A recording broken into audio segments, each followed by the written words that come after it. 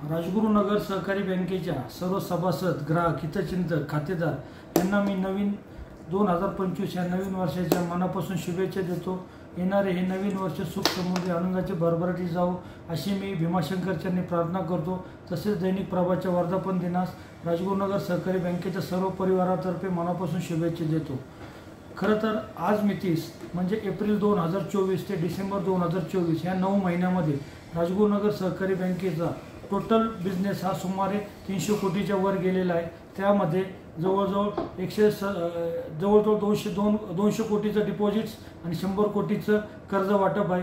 तसेच राजगुरुनगर सहकारी बँकेचा टोटल व्यवसाय हा 2800 कोटीच्या वर गेलेला आहे।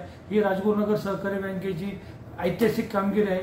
मागील आर्थिक वर्षात म्हणजे सन 2023-2024 या आर्थिक वर्षामध्ये टोटल बिझनेस हा 287 कोटी झालेला होता।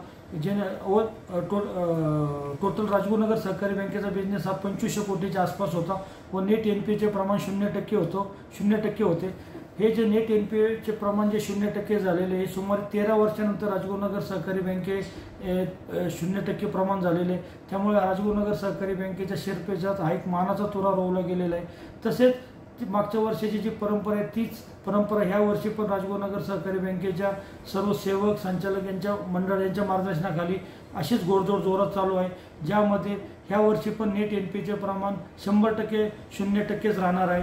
तसेच एक राजगुरुनगर सहकारी बँकेच्या सर्व खातेदार, हितचिंतक, कर्जदार यांना मला एक गोष्ट आवर्जून एक नमूद करावीशी वाटते की ह्या आर्थिक वर्षामध्ये ग्रॉस एनपीचे प्रमाण जे मार्च 24ला 9.14% होते ते आता सुमारे 8%च्या आसपास आलेले आहे। तसेच मार्च 25ला हेच प्रमाण सुमारे 7%च्या आत येणार आहे। ह्यामध्ये जवळजवळ 25 ते 30 कोटीने एनपी वसूल होणार आहे। ही राजगुरुनगर सहकारी बँकेची खूप ऐतिहासिक कामगिरी होणार आहे असे मला इथे आवर्जून नमूद करायचे वाटते। ह्यामध्ये राजगुरुनगर सहकारी बँकेचे सर्व कर्मचारी, वरिष्ठ अधिकारी तसेच सर्व संचालक मंडळ, व्यवस्थापकीय मंडळाचे अध्यक्ष, सदस्य यांचा खूप मोलाचा वाटा आहे। राजगुरुनगर सहकारी बँकेच्या आज मिती सुमारे 17 शाखा आहेत। रिझर्व्ह बँकेच्या परवानगीने आपल्याला लवकरच अजून 2 ते 3 शाखेची परवानगी मिळणार आहे। त्यामध्ये आपण बांबोली, चाकण, पलीकडचा चाकणमध्ये ज्यामध्ये मेदनकरवाडी असेल, नाणेकरवाडी असेल ह्यामध्ये आपण ब्रँच ओपन करणार आहोत। तसेच 2022-23चा डिव्हिडंड आपण 7% सभासदांना वाटप केलेले आहे।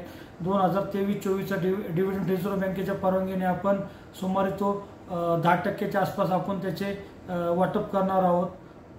इथे मला तसेच राजगुरुनगर सहकारी बँकेला एमएसएमई अंतर्गत पीएमईजीपीचे लोन प्रस्ताव मंजूर करण्यासाठी मागील डिसेंबर 2023ला परवानगी मिळाली होती। अशी परवानगी मिळणारी राजगुरुनगर सहकारी बँक ही पुणे जिल्ह्यातली पहिली नागरी सहकारी बँक व महाराष्ट्रातील तिसरी नागरी सहकारी बँक आहे।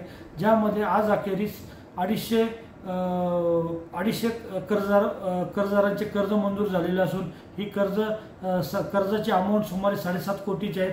ह्यामध्ये कर्जदाराला 25% ते 35% पर्यंत सबसिडी मिळते। ह्या योजनेचा खेड तालुक्यातील आजूबाजूच्या परिसरातील तसेच ग्रामीण भागातील दुग्ध व्यवसाय करणारे, पोल्ट्री व्यवसाय करणारे यांनी मोठ्या प्रमाणात फायदा घेतलेला आहे। त्यामुळे राजगुरुनगर सहकारी बँकेची जी घोडदौड चालू आहे तीच अशीच घोडदौड इथून पुढे चालू राहणार आहे। धन्यवाद।